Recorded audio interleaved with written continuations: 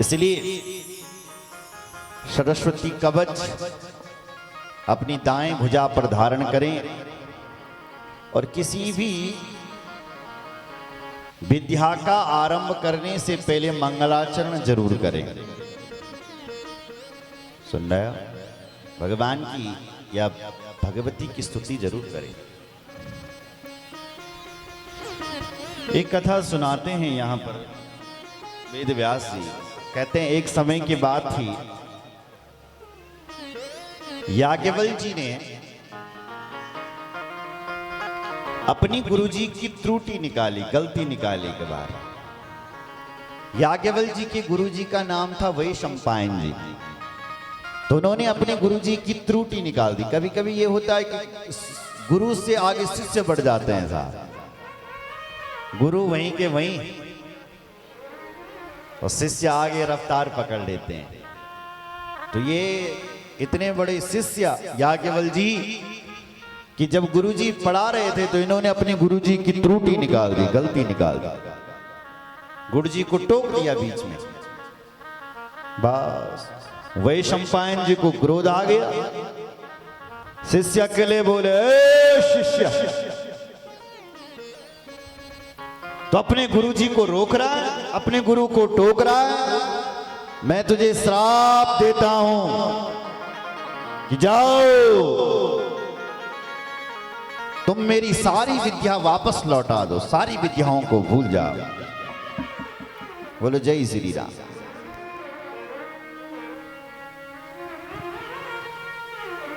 याज्ञवल्क्य जी ने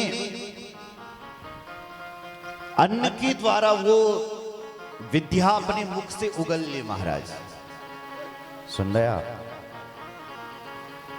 वैशंपायन जी के अन्य शिष्यों ने पक्षी बनकर के वो विद्या फिर चूंग ली और खा ली, उसका पान कर लिया।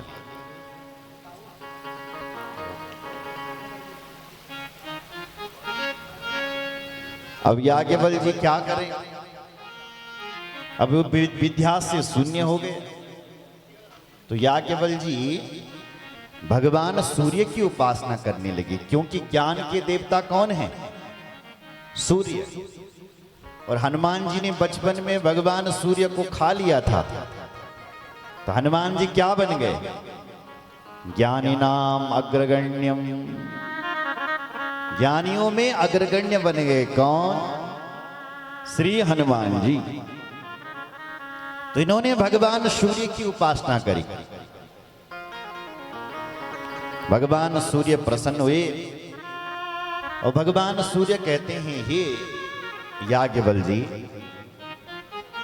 मैं तुझे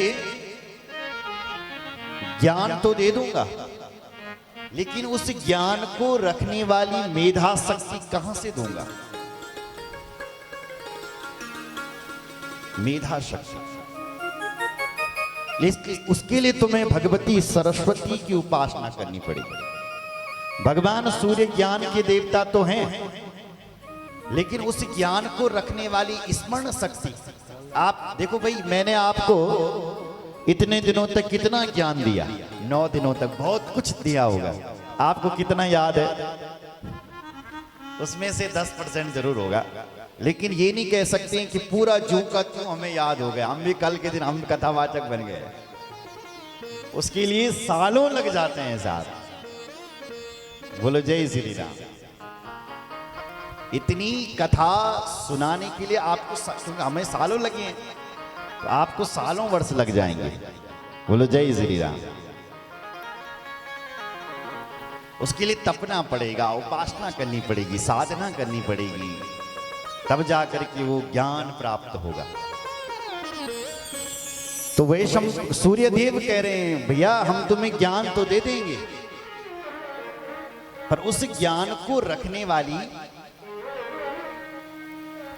स्मरण शक्ति, मेधा शक्ति कहां से देंगे?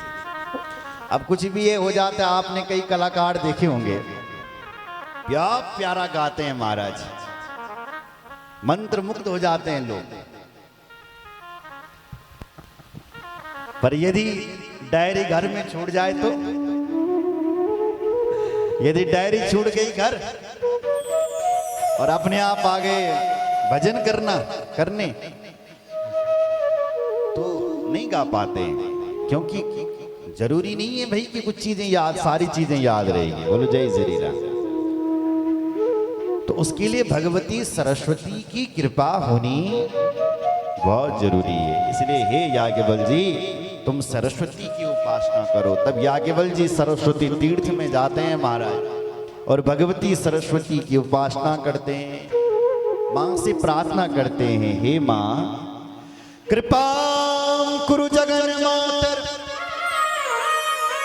मामेवं हत तेजसम गुरु सापात स्मृतिम भ्रष्टम विद्याहीनम च दुखिता। हे माता कृपा करो मेरे ऊपर। गुरु सापात स्मृति भ्रष्टम, गुरु जी के साप से मेरी स्मृति यानी ज्ञान, मेरी जो स्मृति में था, माइंड में था, वो सब विस्मृत हो गया है। इसलिए मां आप मुझे ज्ञान दीजिए। ज्ञानम देहि स्मृतिम विद्या शक्तिम शिष्या प्रमोदिनीम ग्रंथ कर्तृत्व शक्तिम च सुशिष्यम सुप्रतिष्ठितम। हे भगवती, ज्ञानम देहि स्मृतिम विद्या, ज्ञान भी दीजिए और उस ज्ञान को रखने वाली हे मां सरस्वती स्मृति भी दीजिए, और बोले शिष्य को प्रमोदित करने वाली शक्ति दीजिए। कई लोग ज्ञानी होते हैं लेकिन वो बच्चों को समझा नहीं पाते हैं, श्रोताओं को समझा नहीं पाते हैं। तो हमें श्रोताओं को समझाने वाला ज्ञान दीजिए आप, ग्रंथ की रचना करने वाला ज्ञान दीजिए, और प्रतिभाम सत्सभायाम च विचार क्षम्यताम शुभाम, विद्वानों के बीच प्रतिभा पाने वाला ज्ञान। हे मां, मेरा सारा ज्ञान लुप्त हो गया है, मेरी सारी विद्या लुप्त हो गई है। आप मुझे नवीनतम नया ज्ञान प्रदान कीजिए, क्योंकि आप विद्या की अधिष्ठात्री देवी, ब्रह्म स्वरूप परम ज्योति रूपा सनातनी सर्व विद्या देवी तस्मै वाणी नमो नमः। हे वाणी, आपको हमारा प्रणाम है। आप वर्णों की देवी हैं। भला देखो, सुनो, जितनी भी पढ़ाई लिखाई है ना, सब वर्णों से ही शुरू होती है। क्यों?